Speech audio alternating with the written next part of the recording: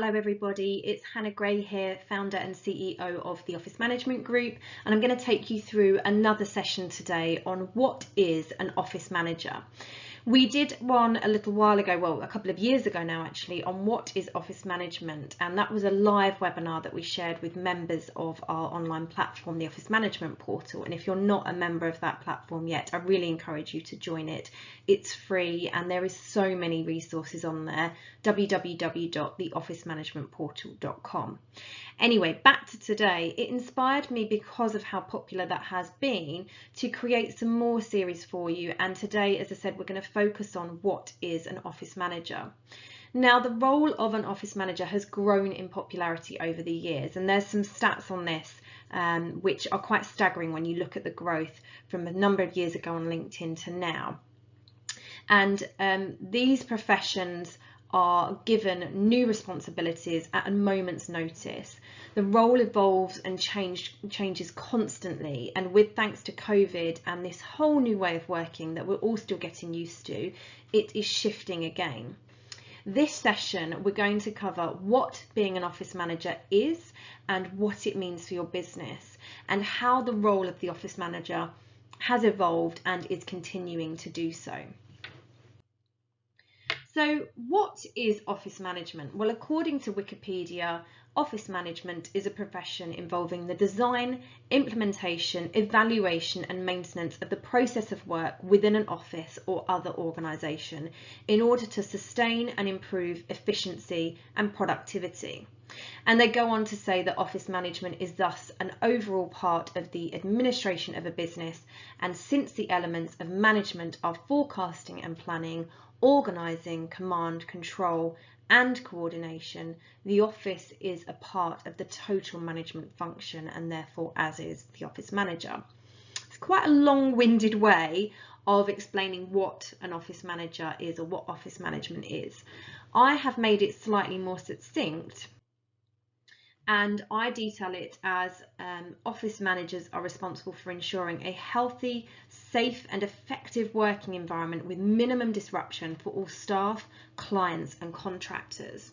Now, I often look at these roles and see the staff as my clients as well, but when you're looking at it in this sense, very typically we're talking about your external clients or visitors that are coming into your office space, then your contractors that are coming in to do works and work with you, as well as then clearly the people working in your office, staff or contractors who are contract staff.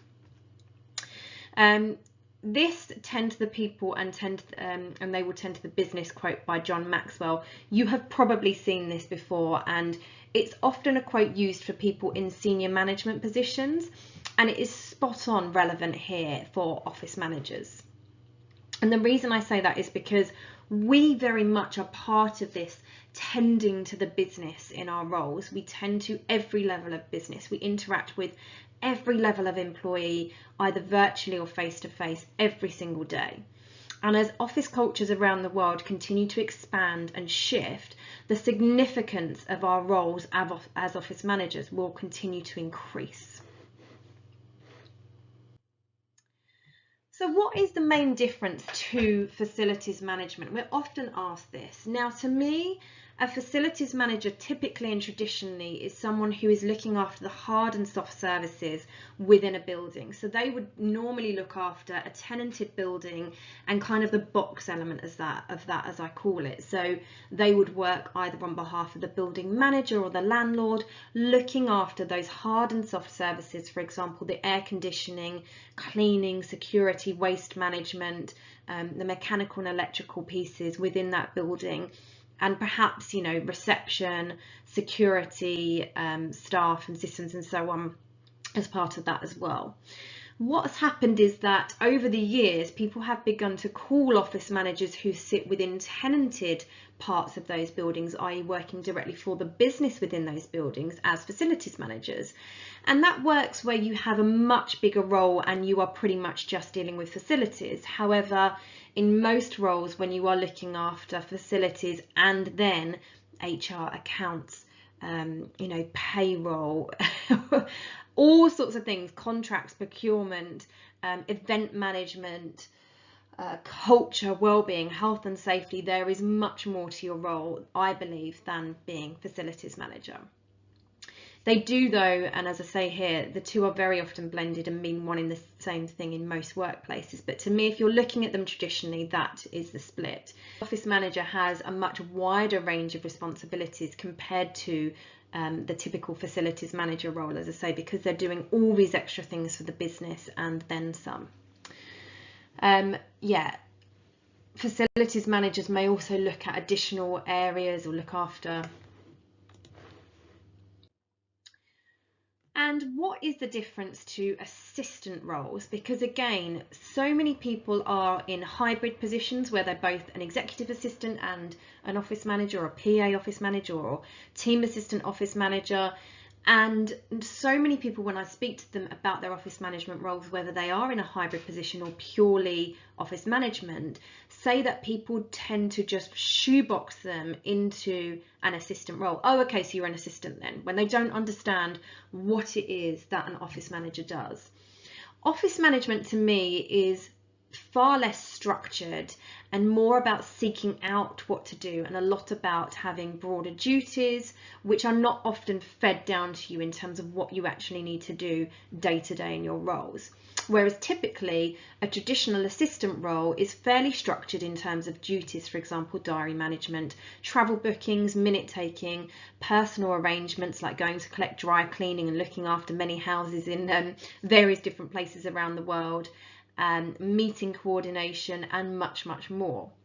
But they are very structured in that format, and you are either looking after a person, you know, an individual, or a team of individuals who will come to you for typically those various things.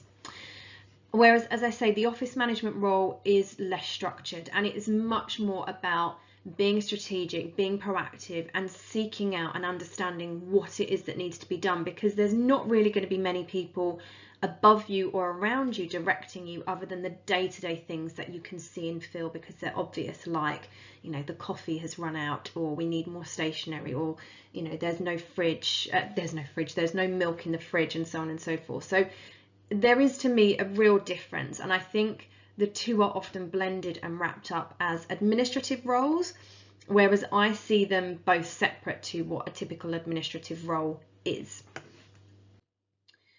So how did we get there? It would be really great for you to have a think about how you got to your role, and if you are watching this, to comment in YouTube and let us know. For me, I was a branch secretary for an estate agent, where I pretty much was the office manager as well, although I didn't realise it at the time. And I was doing lots of data input, audio typing with the pedals. You know, this is many years ago, 20 years ago now. And I was promoted to manage a load of branch secretaries within that estate agents, roll out a new IT system, and be the PA to 3 of the regional directors for the estate agents. So around 20 branches that I looked after the secretaries for.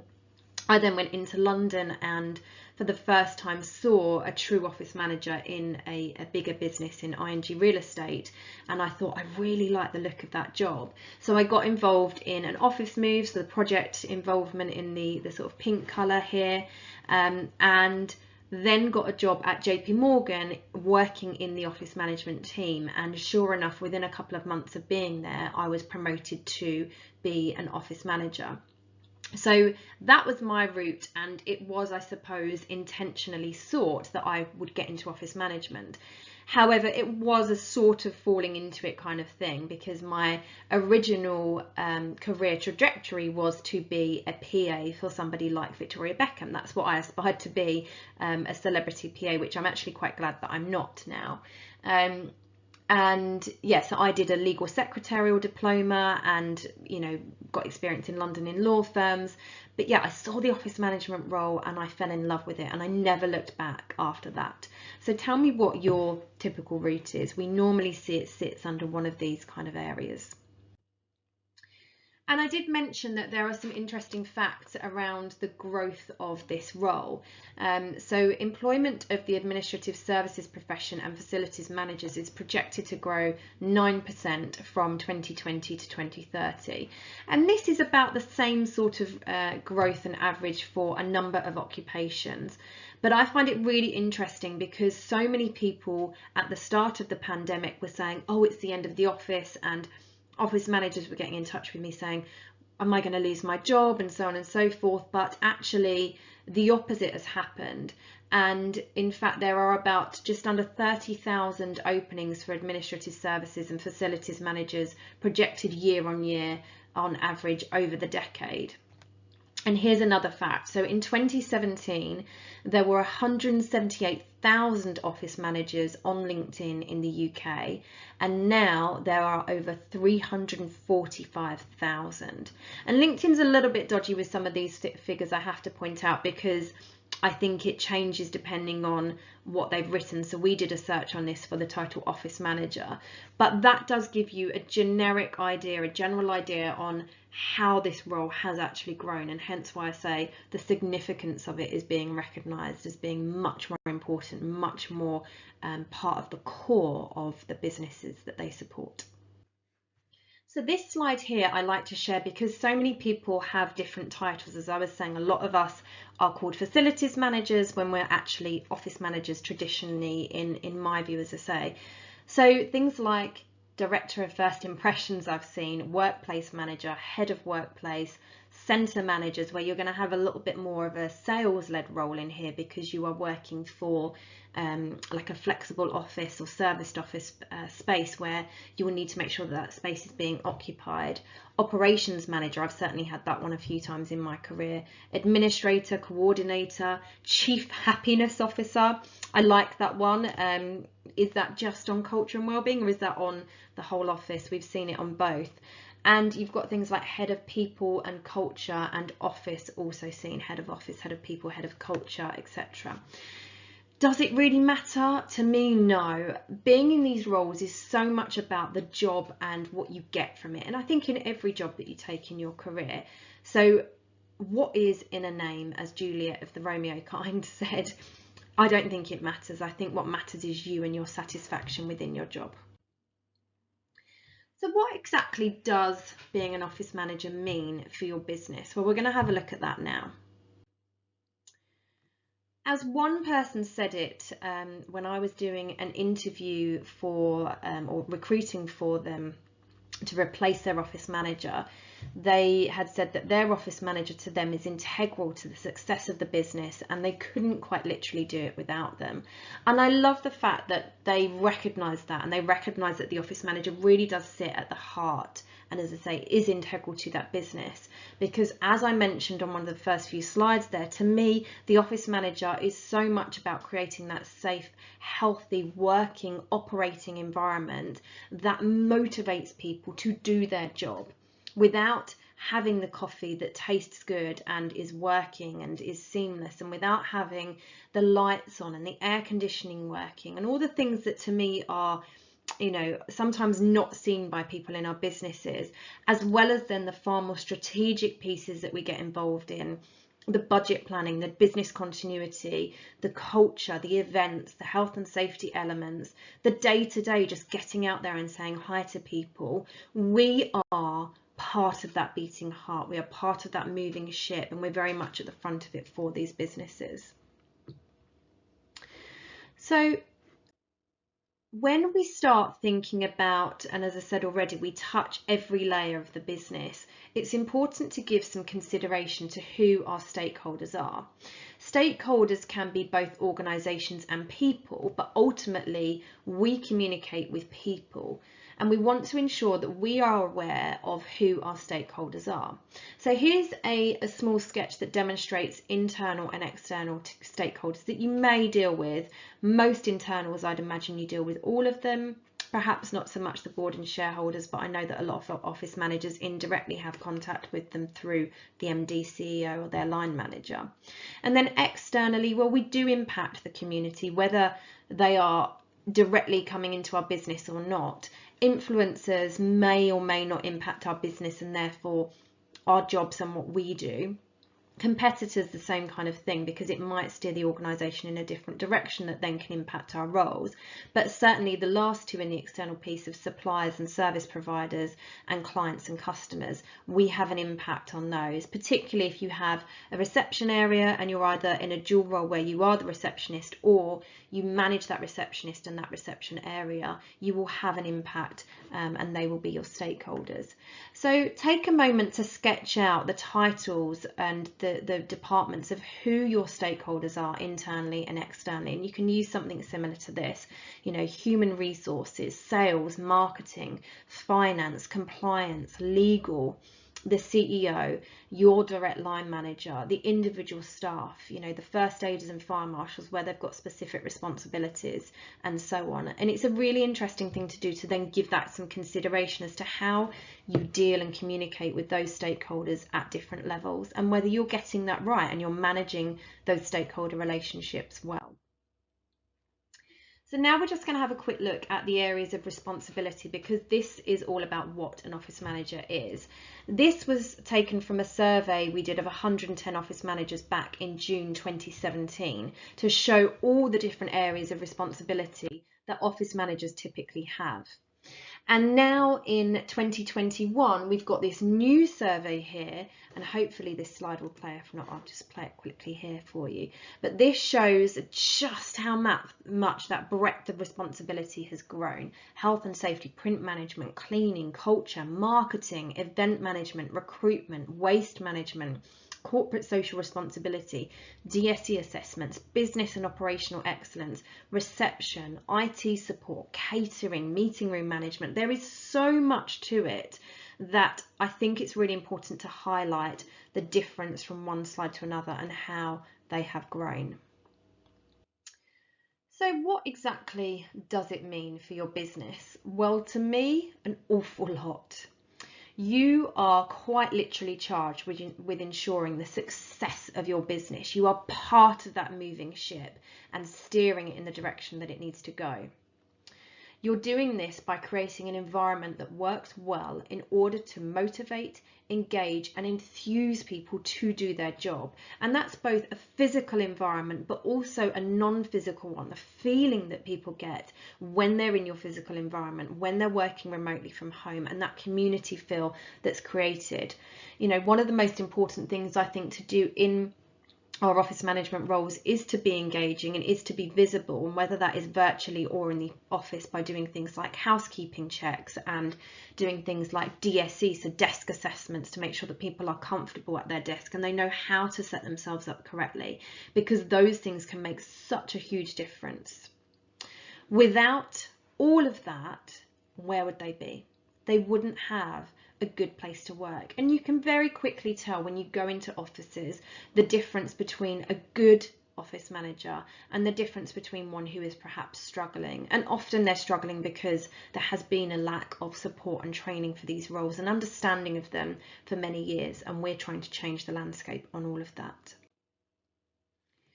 To me, everything we do in our office management roles is pretty much behind the scenes. Think about a time when you've gone to the theatre. There is the lighting, the set design, the crew, the runners, the costume designers and the people that help with the quick changes, the makeup artists and the hair artists, the band under the pit, the ushers that help us get in, the ticket sales people, and so on and so forth, the choreographers, directors and so on. It literally is the same as an office manager role, because all of those things that happen behind the scenes are what you are doing pretty much day to day in your role. When people turn around and say to you, what exactly do you do? This is a really good analogy to use. I'm kind of like the everything behind a theatre production. I deal with the lights, I deal with the furniture and how everything feels, the food that you're sitting and eating. And then you guys as the staff are the people on stage running the show, running the business. I do everything to make that happen, to enable it. I really like that. And I mentioned at the start that we're going to just talk briefly about the evolution of the role. Office managers are really no longer this secretary. Like I said, my first title was branch secretary that was once before. They're now an essential and fundamental profession that is really being recognised as making up that heart of the organisation, and it's fabulous to see. So gone on the days where we were simply known as the secretary, office administrator, and so on. Today's office manager is a professional who does so much more than make the coffee, make sure everybody's got a pen and paper, and take dictation and notes. We're pretty much on an equal standing with upper office management, as seen by numerous organisations and a lot of research that we've carried out. I've seen so many roles that I'm recruiting in a really high salary band, but also sitting at, near on board level, having one-to-ones with the people running the show, the CEOs, the MDs, and being heard and being recognised by them. And it's so excellent and amazing to see. So, what is an office manager? We say the rod, the glue, the go-to. These are the things we often hear where, we're the rod that holds everything up, we're the glue that holds everything together, we're that go-to person, I'm the go-to person, everybody always comes to me. We are the super office hero, and I really like this one because it's true. We sweep in the night when there's a leak and nobody knows about it, and we get it fixed so that, Amy's desk that was absolutely covered in water at 2 o'clock in the morning is clear and dry, and the leak is fixed, or at least, held and preserved for the time being until we get the full fix done. And she will never know, because come 9 o'clock when she arrives at her desk, it's all fine. We're the behind the scenes ninja. Think about that theatre analogy again. We are quite literally juggling, hence this image, and doing everything like a ninja behind the scenes most of the time. And we are the person who brings so much value now and always. And I really want you, if you're in an office management role or you're heading into one, to remember that you have value right now and you will always have value. And it's just understanding exactly where that value is and projecting that and ensuring that you are getting that message across to your staff, to your line managers in a very professional way, in a succinct way, so that people understand your role and understand you and the value that you bring, because you always have that. And that's it for today's session.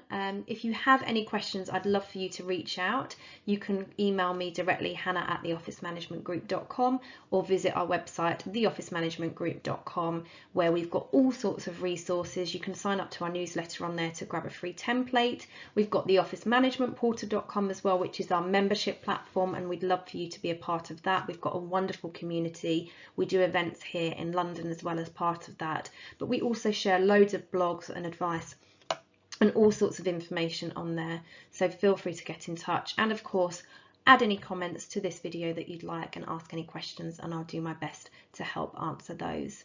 Have a wonderful day.